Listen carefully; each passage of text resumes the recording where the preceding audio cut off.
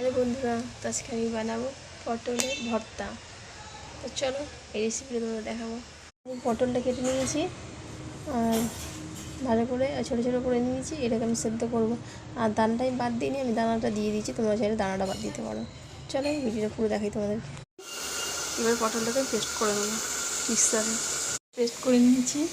আর এখানে কড়া বসিয়ে আমি এখানে পেঁয়াজ, কালো জিরে, রসুন, শুকনো লঙ্কা, কাঁচা লঙ্কা ফ্রাই করে নিলাম।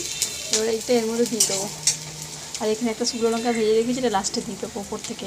সব মিক্স করে দিয়ে দিয়েছি এর মধ্যে, আর সব ভালো করে নাড়াচাড়া করে নিয়েছি। এবারে নুন হলুদ দিয়েছি আর একটু নামমাত্র মিষ্টি দিয়েছি, তোমরা কাজে দিতে পারো না দিতে পারো। তো এটাকে ভালো করে আমি এখন নাড়াবো, মানে নেড়ে নেড়ে যতক্ষণ এবারে তেল না ছেড়ে যাচ্ছে ততক্ষণ ভালো করে নাড়া দিতে হবে।